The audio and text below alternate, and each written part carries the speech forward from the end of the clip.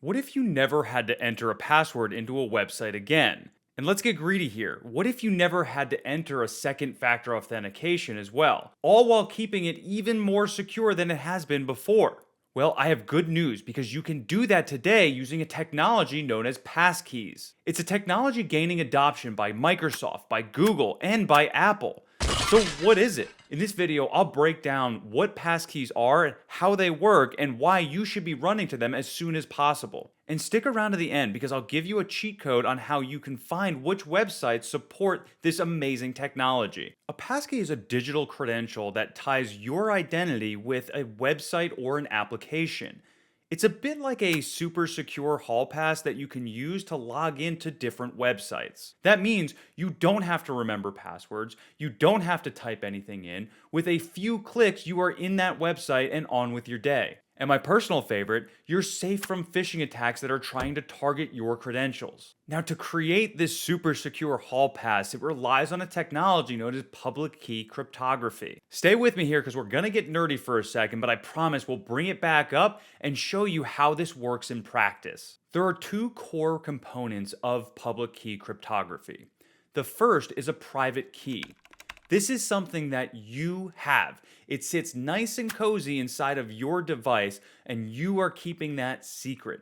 Nobody else has access to that. This is what ties it to your identity. This gets us to the second part, a public key. A public key is derived from your private key, and it's meant to be sent to others to allow for secure communication. That's why it's called a public key. It's not meant to be a secret, it's meant to be public. Now, these two keys are mathematically related. This is the secret ingredient into what makes this work. That public key is useless without the corresponding private key, and together it's what allows you to verify who you are. This is secure stuff. It's the same technology that's used for end-to-end encryption in things like iMessage and Signal and other secure communication apps. Okay, so now that we have a primer on public key cryptography, let's see how that's used with passkeys. Passkeys are built on something known as FIDO2. This is an open authentication standard that's supported by the FIDO Alliance. FIDO, which stands for Fast Identity Online, is essentially a bunch of nerds that are really just focused on how they can make your life easier with a passwordless future. FIDO2 uses two key standards: Client to Authenticator Protocol, or CTAP for short, and Web Authentication, or WebAuthn for short. Client to Authenticator Protocol, or CTAP, defines how browsers or operating systems communicate with your authenticator. An authenticator is something that you have that verifies your identity. This can be something like your phone, a tablet, your computer, or even a hardware dongle like a YubiKey. Most importantly, this is where your private key is stored. This is how it's able to verify your identity because it's something that you have and you secure. The next piece, web authentication or WebAuthn, is the protocol that communicates between the application you want to log into and your browser. WebAuthn does all of the heavy lifting with the coordination between the browser and the application that you're trying to log into with a passkey.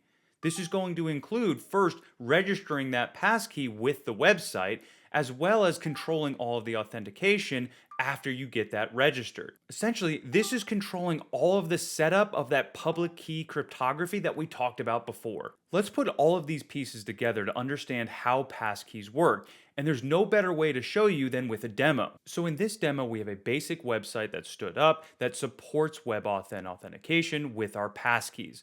So the first thing we're going to do is just put in any old username. It doesn't really matter. From there, that'll prompt us to set up a password. Again, it doesn't matter. We're going passwordless. Here we get a basic login screen, and now I want to create the passkey. So I'm going to go ahead and create a passkey. This is where we get prompted by Google to create and store a passkey. You can see that Google is saying this is only going to be stored on this device. Now, that's a little bit different because Google is actually going to be storing it in the cloud, which allows us for that cross-platform mobility. So I'm going to go ahead and click continue, and this is where we get prompted for a password login with my second factor authentication. I have my Touch ID set up on my system. So I'm going to go ahead and click through that.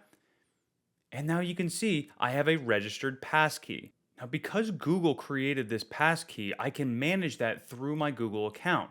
So to do that, I'm just going to drag this over, and I'm going to show you can go to your Google Password Manager, Click on that. You click on this and then go over to your settings, and then we can see at the bottom here, manage passkeys. So I'm going to click on that and we can see this passkey for this website is stored here. Now, if we go back to our website, now we'll sign out of this because we have the passkey created now, and then we'll attempt to log back in with our passkey. So we'll sign out, and then you'll see here we want to use a one button sign in that's using our passkey. So I'm going to click on that, and then it's going to ask me if I want to sign in with a passkey. I'm going to click on that. And then we see a pop-up in our browser for this passkey. So yes, this is the one I would like to use. I get prompted again for that second factor authentication. I'm going to do that with my Touch ID. And then there we go. We're logged into this website. And that's it. That's all there is to get passkeys set up and to use them. So you can see there are a lot of benefits to using these passkeys. Number one, there are no more passwords to remember, and they're just generally easier to use. It's quicker to log into applications, even if you're using a password manager. Two, depending on the device that you're using, you can build in biometric authentication, which is another factor of authentication for logging into these websites. It also just helps prove that it really is you, not just that you own or have that device. Another is that it's effective against phishing, and this is because that passkey is tied to the specific domain of that web application. So if a hacker tries to send you a phishing site and you attempt to log in, there's no passkey to even try to log into that site, so you are in the clear. And lastly, these passkeys are made for multi-device support. This means that I can log in from my computer or from my phone. It just helps manage and make it a lot easier to use these passkeys. Now, that's not to say that these passkeys don't come without their disadvantages, because they do. There's a few that you need to be aware of. First, passkeys are personal. They're managed and secured by the user. And when have users ever messed security up? So as long as you're following the best practices of securing these passkeys, similar to what you would be doing with securing access to your password vault, then you should be in a relatively good position. The main disadvantage of passkeys today is that there's just a smaller number of websites that support it. Now, this is changing, so we do see that this is going to increase over time, but you might not be able to hit your major websites just yet. Now, I promised you a cheat code on how you could figure out exactly which sites are supported. There's a website called passkeys.directory that's provided by 1Password that keeps track of all of these websites that support passkeys. So you can take a quick look here and see that there's a number of different available websites that are going to support passkeys. So while I said it was small, it's actually a pretty decent number for websites that you might use every single day. So the only question left is, what are you waiting for?